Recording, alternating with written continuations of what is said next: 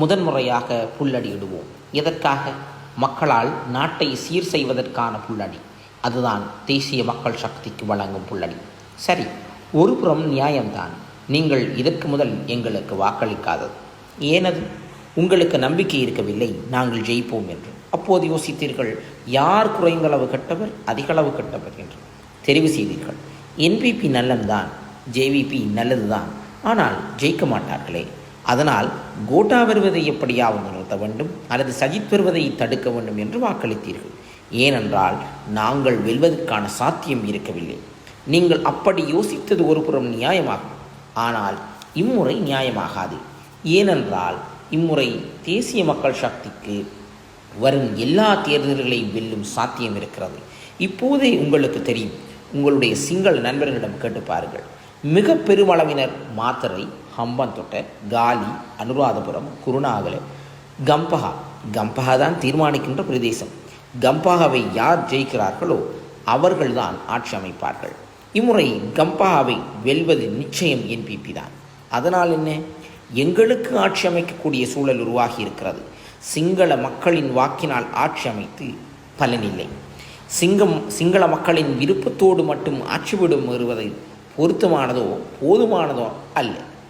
இந்நாட்டை சீர் செய்ய பெரும்பாலான முஸ்லிம்கள் எங்கள் மீது நம்பிக்கை வைக்க வேண்டும்.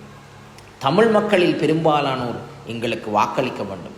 சிங்கள மக்களில் பெரும்பகுதியினர் எங்களுக்கு வாக்களிக்க வேண்டும். அப்படி என்றால் என்ன? சிங்கள, தமிழ், முஸ்லிம் என்று அனைத்து தலைப்பு மக்களினதும் ஒத்துழைப்போடும் ஆசீர்வாதத்தோடும் பங்களிப்போடும் அனைத்து மக்களின் எதிர்பார்ப்போடும் தான் என்பிபியின் அரசாங்கம் உதயமாக வேண்டும். அப்படி இல்லையா? அப்படி ஒரு ஆட்சி அமைக்க வேண்டும். இவ்வளவு காலமும் அரசாங்கத்தை அமைத்தது எதற்காக? மற்றவருக்கு எதிராக. சிங்கள அரசாங்கங்களை அமைத்தனர் முஸ்லிம்களுக்கு எதிராக. முஸ்லிம் தலைவர்கள் வருகிறார்கள் சிங்களவர்களுக்கு எதிராக. அப்படித்தான் நாம் அரசாங்கங்களை அமைத்திருக்கிறோம். எங்கள் ஒவ்வொருவருக்குள்ளும் எதிரான அரசாங்கங்கள் வேண்டாம். அவர்களுக்கு எதிராக அரசாங்கத்தை அமைப்போம், இவர்களுக்கு எதிராக அரசாங்கம் அமைப்போம். அப்படியான அரசாங்கங்களால் எங்களுக்கு பயனில்லை. எமக்கு எது தேவைப்படுகிறது? சிங்கள, தமிழ், முஸ்லிம் மக்களின் நம்பிக்கையை வென்ற அரசாங்கம். அதுதான் எமக்கு வேண்டும்.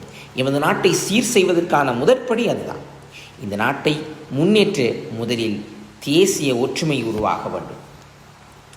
ஆட்சி அமைத்துத்தான் தேசிய ஒற்றுமை உருவாக்க வேண்டும் என்றல்ல. தேசிய இனங்கள் ஒன்றிணைந்து ஆட்சி அமைப்பதன் ஊடாக தேசிய ஒற்றுமையை உருவாக்க முடியும். நான் சொன்னது உங்களுக்கு புரிந்ததா? சிங்கள, தமிழ், முஸ்லிம் நாம் அனைவரும் ஒன்றிணைந்து அரசாங்கத்தை அமைப்போம். அப்போது தேசிய ஒற்றுமையை உருவாக்குவது மிகவும் இலகுவானது. ஆனால் எம் நாட்டில் நடந்தேறியது என்ன? சிங்கள, தமிழ், முஸ்லிம் மக்கள் தமக்குள் வெறுப்புணர்வோடு பிரிக்கப்பட்டுத்தான் அரசாங்கங்கள் அமைக்கப்பட்டன. அப்போது ஒற்றுமையை உருவாக்க முடியாது. ஆகவே எமது தேசத்தை முன்னோக்கி கொண்டு செல்ல சிங்கள, தமிழ், முஸ்லிம் மக்களிடையே ஒற்றுமை உருவாக வேண்டும். ஒற்றுமை உருவாக வேண்டுமாயின் சிங்கள, தமிழ், முஸ்லிம் மக்கள் ஒன்றிணைந்து ஒரு ஆட்சியை அமைக்க வேண்டும். அப்படி ஒன்றிணைந்து ஒரு அரசாங்கத்தை உருவாக்கினால் முழு நல்லிணக்கத்தை ஸ்தாபிக்க இன்னும் 2-3 படிகளே எஞ்சும். பிரிந்து நின்று ஒரு அரசாங்கத்தை உருவாக்கினால் ஐக்கியத்தை கட்டியெழுப்புவது அசாத்தியமானது. அப்போது கோட்டபாய உருவாக்கியது ஐக்கியமற்ற அரசாங்கத்தை. அதனால் கோட்டபாயவுக்கு தேசிய ஒற்றுமையை ஸ்தாபிக்க முடியுமா? நிச்சயமாக இல்லை. எப்போதும் அவர்கள் விடயங்களை அணுகுவது பிரிந்த வெறுப்பு மனோநிலையில். கோவிட் தொற்றி முஸ்லிம்கள் மரணித்தால் அதனை அவர்கள் அணுகுவது பிரிந்த வெறுப்பு கண்ணோட்டத்தில். அப்போது எரிக்க வேண்டும் என்றே கூறுவார்கள். இப்போது புரிகிறதா என் பேச்சு? எனவே பிரிந்து ஆட்சி அமைத்தால் எல்லா சந்தர்ப்பங்களிலும் பிரிந்த கண்ணோட்டத்திலேயே அணுகுவார்கள். மக்கள் ஒன்றிணைந்து ஆட்சி அமைத்தால் அப்போது எல்லா விடயங்களையும் ஒன்றிணைந்த கண்ணோட்டத்திலேயே அணுக வேண்டிவரும். எமது நாட்டில் நடந்தேறியவை என்ன? பிரிந்து ஆட்சி அமைத்திருக்கிறார்கள். முஸ்லிம், சிங்கள, தமிழ் மக்கள் பிரிந்து நின்று ஆட்சி அமைத்தார்கள் தானே? ஆட்சியில் பிரித்தாளும் வேலைதான் தொடர்கிறது. நாம் ஒன்றிணைந்து ஆட்சி அமைத்தால் 2 அல்லது 3 படிநிலைகளில் தேசிய ஒற்றுமையை கட்டியெழுப்ப முடியும். எல்லா மதங்களுக்குமான நியாயமான உரிமை, எல்லா மக்களுக்கும் தமது மொழியை பேசும் உரிமை, அம்மொழியூடாகவே அரசுடன் கருத்து பரிமாறிக்கொள்ளும் உரிமை, எல்லா மக்களுக்கும் தமது கலாச்சாரத்தை பின்பற்றுவதற்கான உரிமை, அனைத்து தர மக்களுக்கும் பொருளாதாரத்தில் பங்கு கொள்ளும் உரிமை, இவை அனைத்தையும் ஸ்தாபிக்க முடியும். ஆனால் அதனை கட்டியெழுப்ப மக்களாகிய நாங்கள் ஒன்றிணைந்து அரசாங்கத்தை அமைக்க வேண்டும். ஒன்று சொல்கிறேன், நாம் ஆட்சி அமைக்க முடியும், அதில் சந்தேகம் வேண்டாம். ஆனால் அரசாங்கம் அமைக்க முஸ்லிம் மக்களின் ஆதரவு எங்களுக்கு இன்னும் அதிகமாக அவசியமாகிறது. அப்படியான ஆதரவின்றி ஆட்சி அமைப்பதில் எந்த பயனும் இல்லை. எமக்கு பேர்வளை மக்களின் விருப்பமின்றி திசமகாரம மக்களின் விருப்பத்தோடு மட்டும் அமைக்கும் அரசாங்கத்தால் எந்தவித பயனும் இல்லை. ஆட்சி அமைக்கலாம், அது எங்களுக்கு போதுமானது அல்ல. ஆகையால் நாம் அனைவரும் ஒன்றிணைந்து இம்மாற்றத்தை உருவாக்குவோம். ஒரு முறையாவது இதனை நாம் செய்து காட்ட வேண்டும். எவ்வளவு காலம் நாம் இந்த பழைய கட்சிகள் மற்றும் பழைய தலைவர்களின் பின்னால் பயணித்திருக்கிறோம்? எவ்வளவு காலம்? மஹிந்த ராஜபக்ஷ நாடாளுமன்றத்திற்குள் நுழைந்தது 70களில் 54 வருடங்கள். தற்போது ஜனாதிபதி ரணில் நாடாளுமன்றம் நுழைந்தது 77ல், இப்போது 47 வருடங்கள் கடந்திருக்கிறது. இச்சபையில் இருப்போரில் பலர் இவர்களை விட வயது குறைந்தவர்கள். இப்போதைய பிரதமர் தினேஷ் நாடாளுமன்றம் நுழைந்தது 83ல், 17, 24, 41 வருடங்கள். போதாதா?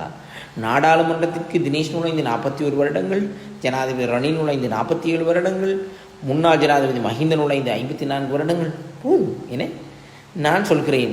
அவ்வளவு காலம் ஒரு வியாபார ஸ்தலத்தை கொண்டு நடத்த கூட கொடுக்க மாட்டோம். 50 வருடங்கள் மகனுக்கு அல்லது ஏதாவது ஒரு அணிக்கு இந்நேரம் பாரம் கொடுத்திருக்க வேண்டும். சரியா? ஆதலால் இந்நாட்டை இப்போது மாற்றி அமைக்க வேண்டும். இவ்வாறான பழைய துருப்பிடித்த தலைவர்களை கொண்டு இந்நாட்டை முன்னேற்ற முடியாது. ஆகவே நாம் உங்களுக்கு அழைப்பு விடுக்கின்றோம். இம்முறை நாம் ஒரு புது ஆட்சியை உருவாக்குவோம். 2.5 மாதங்கள் மட்டுமே உண்டு. இம்முறை வேறு வழியில் அதிகப்படியான வாக்குகளை திசை காட்டிக்கு வழங்கி வாக்குப்பட்டிகளை நிரப்ப வேண்டும். எல்லோரும் வேலை செய்வோம், எல்லோரும் பேசுவோம், நாம் அனைவரும் ஒன்றிணைந்து மாற்றத்தை கொண்டு வருவோம். எனவே இன்று நான் உங்கள் முன் பேசியவற்றை நிச்சயம் எமது தேர்தல் வெற்றியின் பின்னரும் நேரிய முதுகெலும்போடு பேசுவோம். எங்களிடம் தேர்தலுக்கு முன்னர் ஒரு பேச்சு, தேர்தலுக்கு பின்னர் ஒரு பேச்சு என்பது கிடையாது. நாங்கள் தேர்தலுக்கு முன்னர் மக்களுக்கு அளிக்கும் வாக்குறுதிகளை நிச்சயம் தேர்தலுக்கு பின்னர் பாதுகாப்போம். சரிதானே? இப்போது உங்களுக்கு தெரியும், கடந்த 2020 தேர்தலில் தோழர் நலிந்த நாடாளுமன்றம் செல்லவில்லை, ரோஹித்த சென்றார். என்ன நினைக்கிறீர்கள்? நலிந்த சென்றால் சிறப்பாக இருந்திருக்கும் என்று தோணவில்லையா?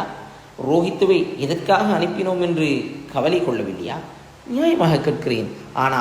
ஆகையால் நாம் தவறுவிட்ட தருணங்கள், பிழைவிட்ட சந்தர்ப்பங்கள் நிறையவே உண்டு. எனவே நாம் மீண்டும் தவறிழைக்கவும் முடியாது, தவறவிடவும் முடியாது. இதுதான் வெற்றி கொள்வதற்கான சந்தர்ப்பம், இதுதான் மாற்றி அமைப்பதற்கான சந்தர்ப்பம். இச்சந்தர்ப்பத்தை கோட்டை விடாது நாம் அனைவரும் பங்களிப்பு செய்து இம்மாற்றத்தை உண்டாக்க பாடுபடுவோம் என்று உங்கள் அனைவரையும் அழைத்து நன்றி கூறி விடைபெறுகிறேன்.